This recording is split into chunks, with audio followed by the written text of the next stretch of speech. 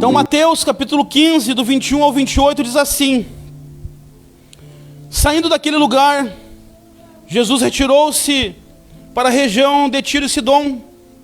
Uma mulher cananeia, natural dali, veio a ele gritando, diga gritando: Senhor, filho de Davi, tem misericórdia de mim. Minha filha está endemoniada e está sofrendo muito. Em algumas traduções diz que ela estava horrivelmente endemoniada. Mas Jesus não lhe respondeu palavra. Então seus discípulos se aproximaram dele e pediram: manda embora, pois vem gritando atrás de nós. Ele respondeu: eu fui enviado apenas às ovelhas perdidas de Israel. A mulher veio, adorou de joelho e disse: Senhor, ajuda-me. Ele respondeu: não é certo tirar o pão dos filhos e dá-los aos cachorrinhos. Disse ela, porém: sim, Senhor, mas até os cachorrinhos comem das migalhas que caem da mesa dos seus donos. Jesus respondeu: mulher, grande é a sua fé.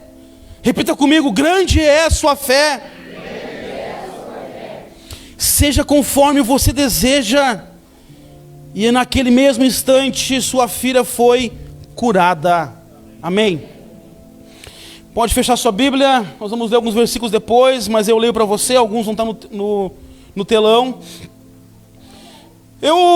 Quando coloquei o olho nessa mensagem, Deus me chamou a atenção de algo muito, muito valioso aqui, que eu quero compartilhar com os irmãos, ministrar aos irmãos nessa noite.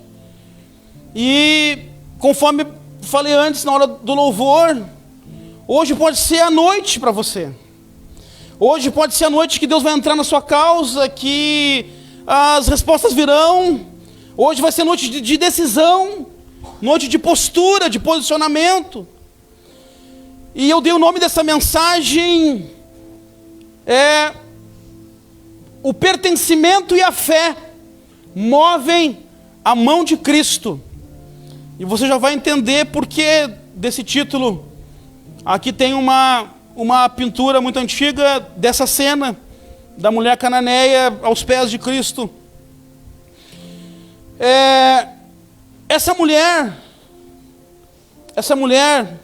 ela não era de Israel, ela era de Tiro e Sidom, uma região vizinha, pertencente à Síria.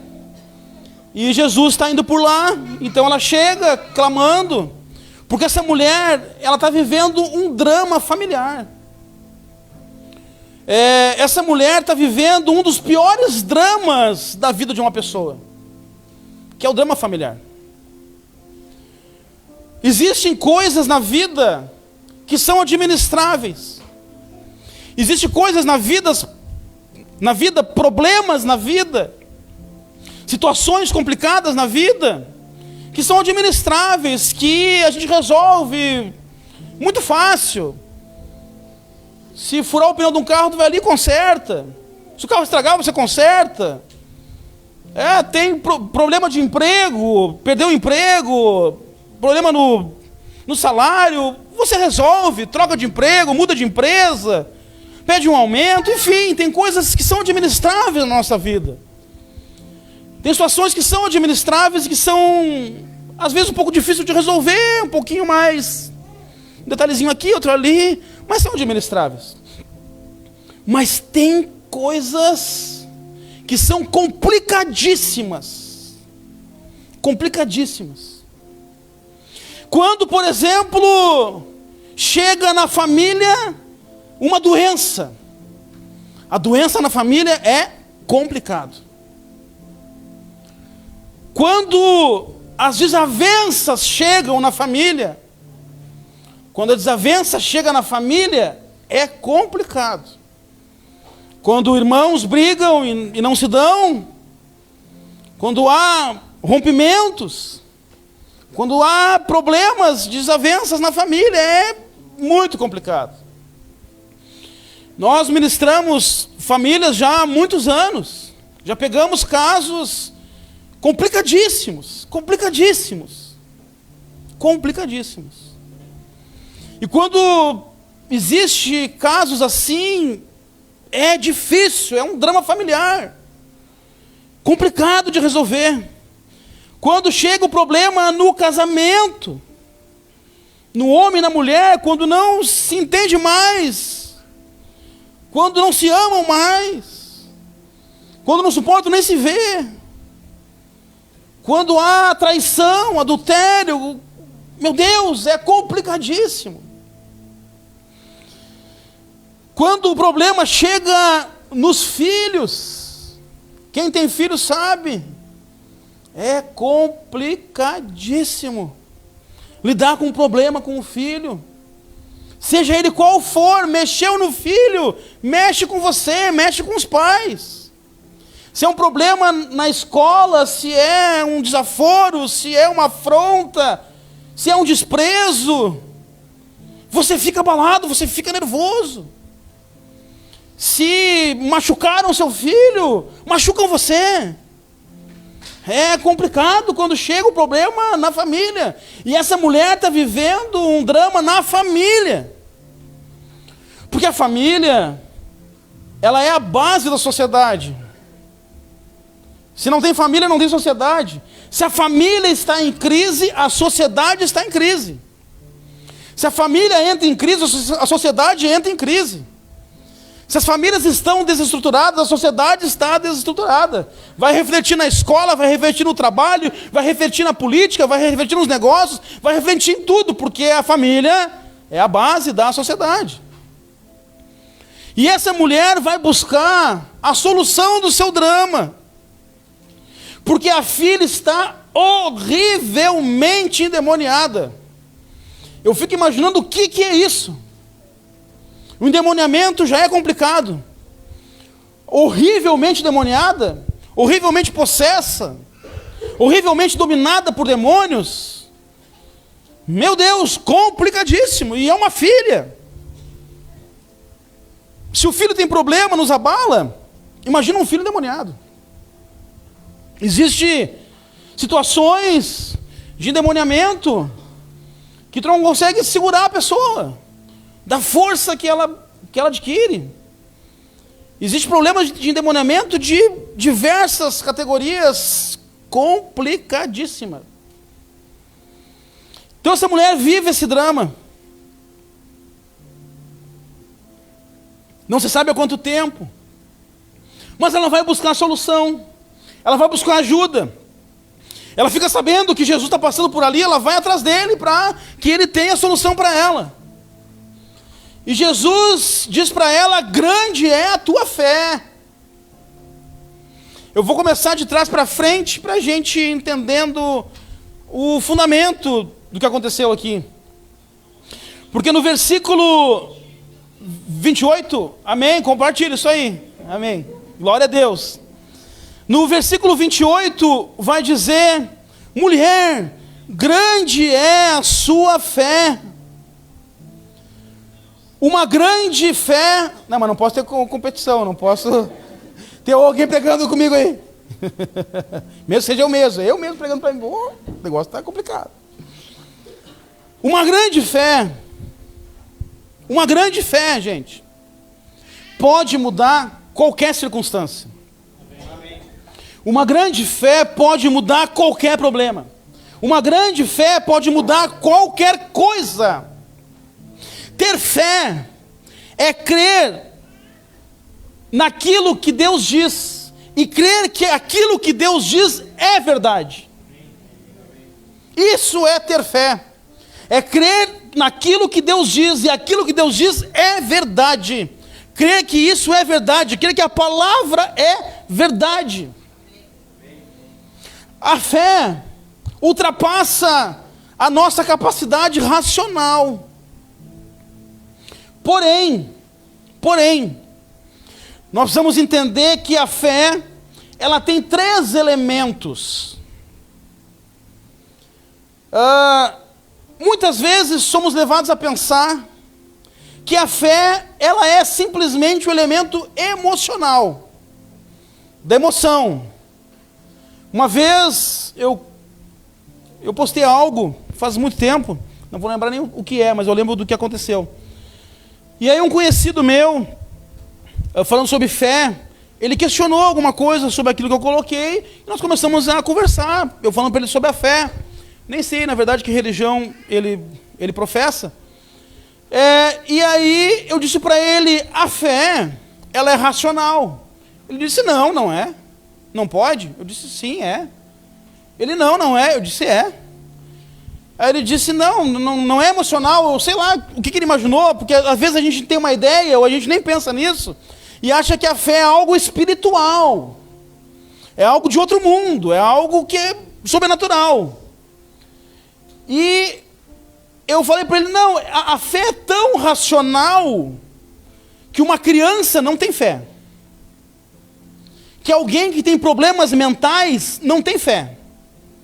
Porque ele não consegue entender para ter fé, para crer. Mas a fé, ela é composta, na verdade, de 3 elementos. E não existe fé salvadora sem esses 3 elementos. Um precisa do outro para compor a fé verdadeira. Então nós vamos ver primeiro, para a gente entender essa mulher, entender o que é a fé para a nossa vida. A fé, em primeiro lugar, ela é racional. E essa mulher, ela demonstra isso nesse texto, no versículo 27, diz assim, disse ela, porém, sim, Senhor, mas até os cachorrinhos comem...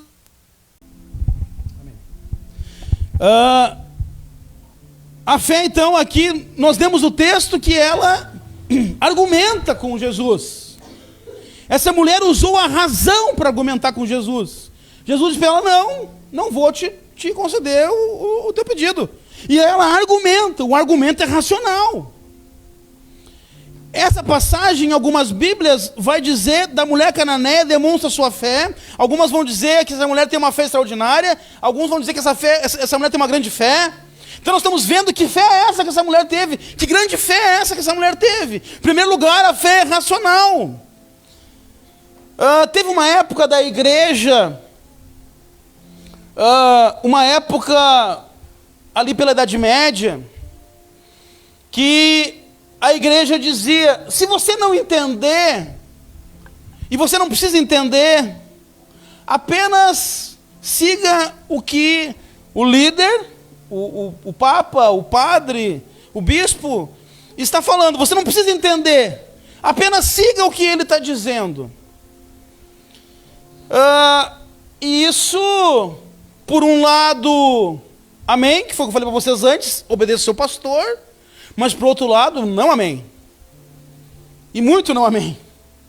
Porque eu não posso seguir e crer naquilo que eu não entendo. Porque ter fé em algo, eu preciso entender. Se eu não entendo e sigo, eu tenho uma fé cega, isso não é fé, isso é fideísmo. Fideísmo é crer em algo que eu mesmo não entendo, eu sigo. Estão me dizendo para seguir, eu vou seguir. E eu tenho uma fé cega, não importa, o pastor falou, está falado, amém, e eu vou seguir. Não, isso é fideísmo, não é fé. Deus não quer um fideísmo do seu povo. Deus não quer que você tenha uma fé cega em alguém. Deus não quer que você tenha uma fé cega numa denominação, numa igreja, num pastor, num padre, num papa, seja em quem for. Não, Ele não quer fideísmo. Deus deseja que eu e você tenha uma fé verdadeira, tenha fé. A fé envolve a razão. Deus nos transforma, queridos, mas Ele não retira o nosso cérebro. Ele não tira a sua capacidade de pensar. Ele não tira a sua capacidade de raciocinar. Essa mulher argumentou com Jesus. Tem pessoas que não podem argumentar com ninguém. Ela argumentou, ela usou a razão.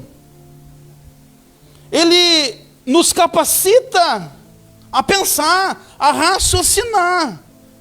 A fé está no conhecer a Deus. E conhecer a Deus implica em razão, raciocínio e entendimento. Eu preciso conhecer. Eu não conheço alguém pela emoção. Não, eu preciso entender, eu preciso ver essa pessoa para conhecer ela. Eu preciso ter algo que me sustente para conhecer ela. E a caminhada com Deus é o conhecer a Deus. Apenas a emoção sem razão não permanece. Não permanece. A fé salvadora é um conhecimento seguro que produz segurança e certeza. Conhecimento e segurança caminham juntos. Conhecimento e segurança caminham juntos. Eu não consigo ter segurança naquilo que eu não conheço. Você sabe, se vai nos parques de diversão, esses bungee jump, ou algo assim, uma ponte você vai atravessar, se a ponte balançou, tu não está seguro, tu não vai. Então eu preciso conhecer para ter segurança. Então o primeiro elemento da fé é a razão. Eu preciso entender para poder ter fé. Segundo elemento da fé é o elemento emocional. No versículo 23, a parte A diz: manda embora, pois vem gritando atrás de nós. Os discípulos estão dizendo que ela veio gritando.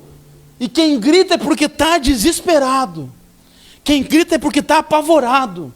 Quem grita é porque tem um sentimento, uma emoção. Então ela grita: Jesus, filho de Davi, tem misericórdia de mim.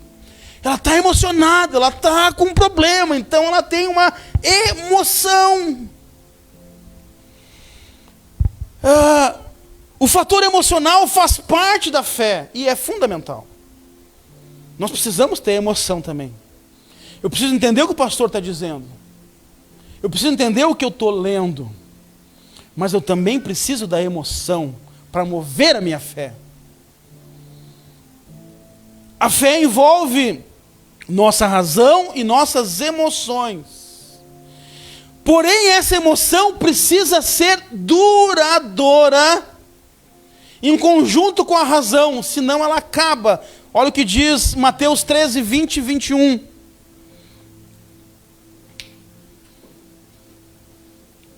Estou-lhe uma, duas. Mateus 13, 20 e 21.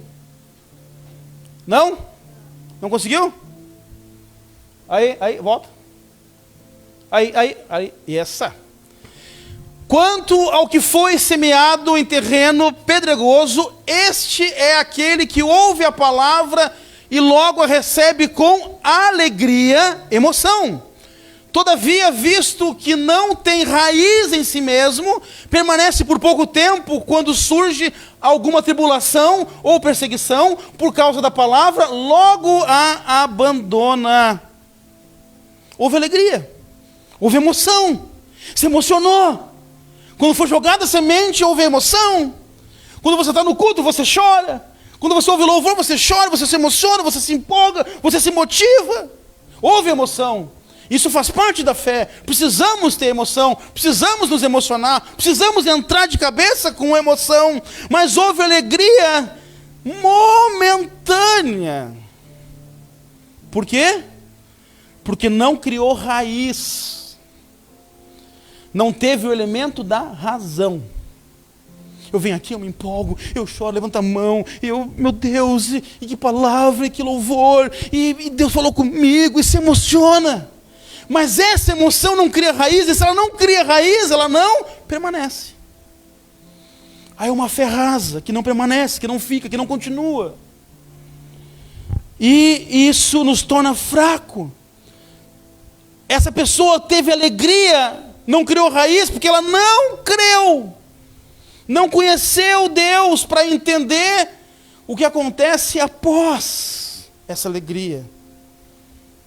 Todo crente, no começo da caminhada, vive muitos milagres. E você sabe disso. Quem já passou por essa etapa de estar novo na fé, vive muitos milagres. Ora para Deus e a resposta vem. Pede alguma coisa acontecer, essa coisa acontece. Busca a provisão aparece. Quer a solução dos problemas, a solução vem. acontece muitos milagres. Por quê? Para a sua fé ser firmada, porque nessa hora você recebe a emoção, você recebe a semente, você recebe a ação de Deus, e você recebe muitos milagres, e você fica muito emocionado, para firmar a sua fé, para você ir conhecendo Deus, para você ir orando, e buscando Deus, e aí você vai se emocionando, você vai crendo, você vai tendo as respostas, e a sua fé vai crescendo, você vai firmando, na emoção da resposta, mas na razão de entender o que Deus está fazendo.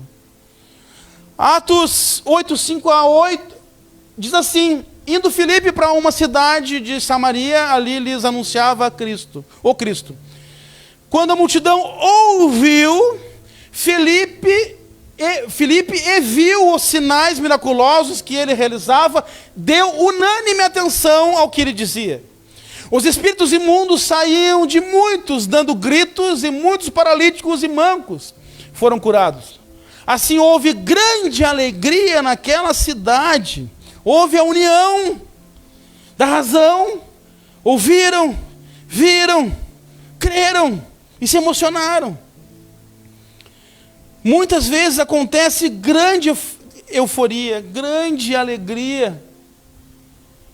A gente olha, a gente conhece, irmãos, pessoas que passaram por aqui, que você viu e hoje não está mais entre nós. Mas meu Deus, a pessoa estava sempre ali mergulhada, porque ficou só na emoção. Mas logo passa, e a pessoa se afasta de Deus, se afasta da igreja, se afasta dos irmãos. Por quê? Porque estava só na emoção. A fé salvadora necessita de emoção e razão para se firmar. Você precisa crer no seu coração, emoção, e você precisa crer na sua mente, entendimento, razão, conhecer. E o terceiro elemento da fé é o elemento volitivo, que é a ação.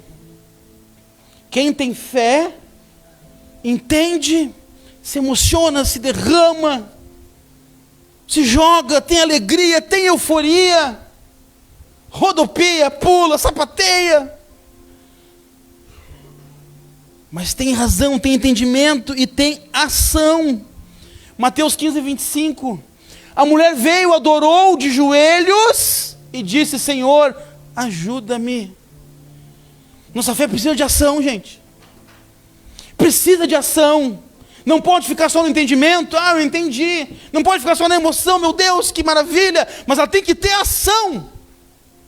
Precisamos ter ação. Não pode ficar somente no campo das ideias e da emoção. É preciso agir. Exercer a fé de forma real. Demonstrações em ações. Demonstrar em ações. Quem tem fé age com fé, pela fé e através da fé. Senão você vai sair desse culto hoje entendendo muito bem a palavra, achando muito bacana, mas você vai chegar lá fora, quando você parar com um problema, você vai esmorecer. Porque precisa ter ação. Precisa ter ação. Não dá para dizer que conhece Deus, mas quando precisa demonstrar isso, não faz nada. Não dá para dizer que conhece Deus e não fazer nada. Não dá para dizer eu confio em Deus, eu sou crente, eu estou aqui, eu acredito, mas o primeiro problema chega na sua porta, você desiste, você para, você fica imóvel, você fica parado, congelado, não sabe o que fazer e não faz nada. Na hora da dificuldade, se desespera e não confia em Deus. Falta o recurso, fica enlouquecido, não sabe o que fazer. Meu Deus, e agora? E corre para tudo que é lugar, corre para agiota, corre para banco, corre para amigo, corre para mãe, corre para pai, mas não corre para Deus. Fala, Senhor. Quando tiver com dificuldade, querido irmão, querida irmã, quando tiver com dificuldade, quando tiver com problema, quando o problema bater na sua porta, tenha fé. E tenha uma atitude de fé. Procure a Cristo. É preciso procurar a Cristo. Exerça a sua fé na hora da dificuldade. É na hora da dificuldade que a gente se ajoelha. É uma ação. É na hora da dificuldade que a gente clama. É na hora da dificuldade que eu grito, que eu peço ajuda, que eu exerço a minha fé, que eu confio. Exerça a sua fé na hora da doença. Se a doença bater na sua porta, exerça a sua fé. Tenha fé, creia na cura, creia na recuperação, creia na ação de Deus, louve a Deus por isso, creia, profetize isso, declare isso, diga: Senhor, eu estou curado, eu não aceito, isso vai passar. Tenha fé, ação de fé. Na hora da escassez, quando faltar em casa, faltar o dinheiro, quando faltar o sustento, tenha fé. É Deus trabalhando com você, Deus trabalhando no seu coração. É preciso ter fé. Na hora de demonstrar a sua fé, tenha ações de fé. Diz que é crente, mas continua no pecado. Diz que é crente, diz que segue a Cristo, que quer em Cristo, mas não quer abrir mão de nada. Não quer fazer um esforço, não quer fazer um sacrifício. Diz que crê em Deus, mas não toma uma atitude de fé. O problema chega, esquece de Deus. Não se entrega mais, não se envolve mais. Quando o problema chega, desiste. Quando o problema chega, para de vir aos cultos, para de buscar Deus. Não se envolve, não se entrega, não oferta, não dizima, para com tudo. Vive com medo do futuro. Meu irmão, minha irmã, o futuro está nas mãos de Deus. Não tenha medo. Dê um passo de fé, atitude de fé. Dê passos de fé. Eu vou dar um passo de fé, eu não sei, eu não estou vendo. Eu não sei o que vai acontecer, mas eu vou dar esse passo de fé. Esses dias acompanhando um pastor da nossa obra que está construindo um prédio para a igreja. E ele falando: essa semana assinei um cheque para comprar o novo telão para a igreja. E mandei para o tesoureiro: vamos orar e te vira. O cheque de 37 mil reais. Deu um passo de fé. E Deus vai dar um jeito. Amém? Nós temos histórias na denominação. Aqui em Viamão, pastor Pascoal comprou um terreno sem ter dinheiro. Ofereceu o terreno para ele, ele disse: eu quero, é meu, é da igreja. Não tinha um pila na carteira. Na segunda-feira tinha um dinheiro para pagar o terreno. Agir por fé. Por fé. Precisamos agir por fé. Se você crê em Jesus como seu Senhor e Salvador, por que continua como está? Por que não dá um passo de fé? Tem que dar passos de fé. É preciso conhecer Deus, se alegrar em Deus e agir em Deus. Essa mulher teve atitude racional, emocional e volitiva. Ela agiu. Ela não ficou parada. E aí no versículo 23 diz assim: mas Jesus não lhe respondeu palavra. Então seus discípulos se aproximaram dele e pediram: manda ir embora, pois vem gritando atrás de nós. A mulher está incomodando. Quando o silêncio de Deus vem, puxa, é complicado. Jesus não disse nada. Imagina a cena. Você, essa mulher, e tu vai procurar Jesus, e tu pede ajuda, e Jesus não diz nem que não vai te ajudar, ele não diz nada. Como é difícil quando Jesus não responde. Como é difícil quando você ora e não vem resposta. Como é difícil quando você clama e não ouve nada. E você diz: Deus, fala comigo. E você fica em silêncio e você não ouve nada. Como é difícil quando você ora e você olha para cima e parece que não passou do teto a oração. Parece que Deus não está ouvindo. Porque Ele não te responde, Ele não te diz nada. Como é difícil. E para somar tudo isso, a somar o silêncio de Deus, os discípulos não fazem o que normalmente qualquer um faria. Porque quando alguém está esperando muito tempo, num consultório, quando está esperando numa fila, e está muito tempo ali, o que acontece? Atende primeiro aqui, já está um tempão aqui te esperando. Poxa, a pessoa já está aqui, né? Vamos atender ela. Chega o médico, né? Doutor, aqui, essa pessoa já está aqui te esperando um tempão. Opa, vamos atender. Não, os discípulos não fazem isso. Os discípulos fazem o contrário. Senhor, não atende. Não atende. O silêncio produz angústia. A gente fica angustiado quando o silêncio chega.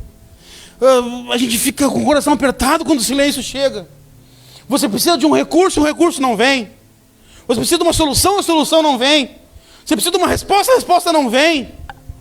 O silêncio produz angústia, mas a palavra de desmotivação nos sepulta. Você está em silêncio, você está cheio de problema, e vem alguém e te larga em cima. Não vai dar certo. Para. Você está clamando a Deus, pedindo por uma solução, e vem alguém e diz: não dá. Não deu para mim, não deu para o fulano, não vai dar. Você está procurando por uma saída de uma doença, uma cura. Não, essa doença não tem cura. Eu conheço alguém que frequentou a igreja há 50 anos e não foi curada disso. Te sepulta, te mata. O silêncio de Deus é complicado, mas quando nós estamos no silêncio de Deus e vem alguém e nos joga a terra por cima, é pior ainda. Mas hoje você não veio aqui ouvir uma palavra para desmotivar você. Hoje a palavra não é de desmotivar. Hoje a palavra é de motivar. Eu não vou fazer como os apóstolos fez, mas eu sou também um discípulo de Cristo, alguém levantado por Deus para abençoar a sua vida. Então hoje eu não vou desmotivar você. Hoje eu não vou dizer para Jesus: Jesus, não atende, Jesus libera, Jesus dispensa. Não, eu não vou dizer isso para você hoje. Hoje eu vou dar uma palavra de bênção para você. Você está com problema, você tem coisas acontecendo na sua vida, você tem respostas que não chegam. Eu quero dizer uma palavra para você de motivação. Eu estou dizendo para você: te levanta. Eu estou dizendo para você: não para. Eu estou dizendo para você: continua. Estou dizendo para você: continua a clamar por Deus, continua a buscar por Jesus, continua a buscar por Ele, porque uma hora Ele vai te responder. Ele vai responder. Não desiste, não para. Mas está complicado, pastor. O meu casamento está uma desgraça. Pastor, mas lá na empresa eu não aguento mais. Pastor, mas eu estou com doença. Pastor, eu não sei mais o que fazer. Continua insistindo, continua buscando, continua clamando, continua tendo fé. Aleluia. Quem desiste não sobe no pódio. Quem para no meio não chega no final. Quem para de clamar não ouve resposta. Quando alguém não te ouve, o que normalmente tu faz? Tu para. Tu para de falar. Não está nem me ouvindo. Não me deu nem atenção. Você desiste. Mas com Jesus, não. Eu digo para você: continue insistindo. Continue buscando. Eu vou dizer para você o contrário dos discípulos. Vou dizer para você o contrário de Pedro. O contrário de Tiago, de João. Ele está dizendo: não, atende, Senhor. Eu estou dizendo: continua. Porque a história já está escrita. Eu já vi o final, eu já vi a resposta. E Jesus responde quem insiste, Jesus responde quem busca, Jesus responde quem clama. Amém, igreja? Amém. Então continue insistindo, continue clamando. Ele vai te atender. E, caminhando para o final, versículo 24 diz: eu fui enviado apenas às ovelhas perdidas de Israel.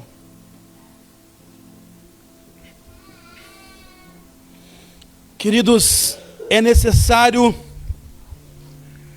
pertencimento. Grave essa palavra. É necessário pertencimento. Jesus não tem compromisso com quem não tem compromisso com Ele. Ele não tem compromisso com quem não quer ter compromisso com Ele. Jesus deseja que cada pessoa tenha pertencimento, compromisso e relacionamento. Porque essa mulher não pertencia ao povo de Deus. Ela era de Tiro e Sidom, ela era da Síria, ela não era uma judia. Ela não era nem uma samaritana, ela era uma cananeia. Não pertencia ao povo de Deus. Então ela não tinha pertencimento. Ela não tinha compromisso com Deus. E ela não tinha relacionamento com Deus. Ela não tinha pertencimento às ovelhas de Cristo, aos discípulos. Ela não tinha envolvimento com eles. E ela não tinha compromisso. Ela só queria uma casquinha. Porque, já que ele está fazendo milagre, ele faz tanto milagre, eu já ouvi falar que ele expulsou um demônio aqui, expulsou um demônio ali, ele curou um cego, ele curou um leproso. Eu também quero. Minha filha está endemoniada, então eu também quero. Ela só queria a sua bênção. Muitas pessoas só querem a bênção. Poucas querem compromisso. E essa mulher não queria compromisso. Ele disse: tu não pertence a Israel. Tu não pertence a meu povo. Eu vim para o meu povo. Eu vou responder para o meu povo. Eu vou responder para quem tem compromisso comigo, quem tem relacionamento comigo. Eu vou responder para quem pertence ao meu povo. Se não tiver pertencimento, se não tiver compromisso e relacionamento, não tem resposta. As pessoas preferem o pagamento. As pessoas preferem pagar promessa para ter resposta de Deus. As pessoas preferem pagar a promessa do que seguir e pertencer a Jesus. Não, me fala o que eu tenho que pagar aí, que eu pago. As pessoas preferem um Deus que diga faça e eu te dou, do que um Deus que diz me sirva e sirva seus irmãos. Me pertença, tenha compromisso comigo, tenha relacionamento comigo. É necessário pertencer. Ter esse sentimento de pertencimento. Eu e você pertencemos à família de Cristo. Eu e você pertencemos à igreja de Cristo. Eu e você pertencemos à igreja, o Brasil para Cristo de Taquara. É pertencimento. Você pertence a essa família. E quem não pertence ainda pode pertencer, pode vir a pertencer, a fazer parte. Porque Jesus está exigindo dela um pertencimento. Por isso o nome da mensagem, pertencimento e fé, movem a mão de Jesus. Quando eu pertenço à família de Jesus, eu consigo mexer no coração de Jesus, porque eu tenho um compromisso com Ele. É necessário ter compromisso. Quem deseja ter resposta de Cristo, é necessário assumir compromisso. As pessoas não querem compromisso com nada e com ninguém. Falou em compromisso, vazei, fui. As pessoas não querem mais casar, não querem mais casamento, quer compromisso, não querem compromisso. As pessoas não querem mais trabalhar para alguém, quer ter sua empresa, para não ter compromisso. Eu acordo a hora que eu quero, eu faço o que eu quero e quando eu quero. Não quero um compromisso com ninguém. E se alguém me exige, eu pulo fora. Não quero que ninguém me force a nada. Eu não quero ter compromisso com nada. Mas é necessário ter compromisso com Jesus. É necessário ter relacionamento. Cristo não quer ter não quer te ver só no domingo, irmão. Ele não quer te ver só na terça, só na quinta, nos eventos da igreja, nos congressos. Cristo deseja ter um relacionamento com você, e você com Ele. Cristo quer que você esteja com Ele a semana toda. Ele quer ter relacionamento. Então leve Cristo para jantar. Leva Ele para dentro do teu casamento. Convida Ele para entrar dentro de casa. Cristo quer relacionamento. Leva Ele para as decisões. Leva Ele para o seu trabalho. Leva Ele para dentro da sua casa. Hoje é dia de romper, irmãos. Amém. Hoje é dia de romper, amém. Hoje é dia de mudança, hoje é dia de compromisso, de relacionamento, de pertencimento. Repita comigo: compromisso, relacionamento, pertencimento. Diga: eu pertenço à igreja de Cristo. Pertencimento, precisa de pertencimento. Mas ela responde. Ela diz: eu não sou da família, mas eu posso fazer parte. Eu não sou da família, mas os cachorrinhos fazem parte da família. Então deixa eu ser um cachorrinho e receber pelo menos as migalhas. Eu não sou da família, eu não tenho sangue de vocês. Eu não sou da nobreza. Mas se eu puder ser pelo menos o cachorro da família, deixa eu ser. Eu quero fazer parte, ela diz, mas até os cachorrinhos comem das migalhas que caem da mesa dos seus donos. Ela tem uma atitude de humildade extraordinária. Essa mulher se rebaixa humildemente aos pés de Cristo e diz: Jesus, deixa eu pertencer então a essa família. Eu só preciso que tu me diga, que tu me responda, que tu mande embora esse demônio da minha filha. Jesus, eu quero resolver o meu problema familiar. Então deixa eu fazer parte dessa família, porque a minha família está destruída. Minha filha está endemoniada. Minha família está acabada. Então deixa eu fazer parte dessa família, que parece que a tua família, Jesus, é melhor que a minha. Deixa eu fazer parte dela. Deixa eu pertencer a ela. Tá bom, Jesus, eu assumo o compromisso. Tá bom, Jesus, eu quero pertencer. Tá bom, Jesus, eu quero me relacionar contigo. Eu quero ter esse relacionamento. E aí Jesus responde algo extraordinário para ela. Ele diz: seja feita a tua vontade. Ele diz: seja feito conforme você falou. Olha o que Jesus disse. Seja feito conforme você disse. Então, irmão, comece a falar. Comece a dizer. Comece a proclamar. Comece a clamar. Comece a declarar. Comece a contar para Cristo. Comece a dizer para Ele. Assuma o compromisso, o relacionamento e o pertencimento. Se sinta pertencente a essa igreja. Se sinta pertencente a essa família. Seja abraçada por mim, que sou seu pastor. Seja abraçada pela família pastoral. Seja abraçada pelos irmãos. Nós queremos te amar. Nós queremos te abraçar. Nós queremos te acolher. Nós queremos fazer de tudo para você estar bem. Queremos fazer de tudo para ver você bem. Porque nós somos a família de Cristo. Então, concluindo, viva a fé de forma completa. Tenha suas emoções, extravase. Extravase. Se você tiver que gritar na hora da oração, grita. Se você tiver que chorar, chora. Se você tiver que se ajoelhar, ajoelha. Se na hora do louvor você sentir uma vibe maravilhosa e você quiser entrar na dança com Jesus, entre na dança com Jesus. Viva a emoção. Viva essa emoção, viva essa emoção. Entre no culto de cabeça, se emocione na presença de Deus. Deixa Deus tocar em você. Deixa o Espírito Santo encher você hoje. Deixa Ele mudar a sua vida. Conheça Deus. Não pelos outros. Não porque o pastor contou, não porque o irmão viveu, mas porque você conhece. Conheça você a Deus, por você mesmo, e tenha atitude de fé, ação.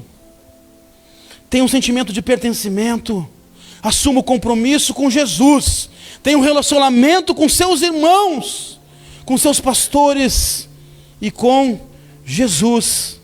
Amém. Vamos ficar de pé, em nome de Jesus.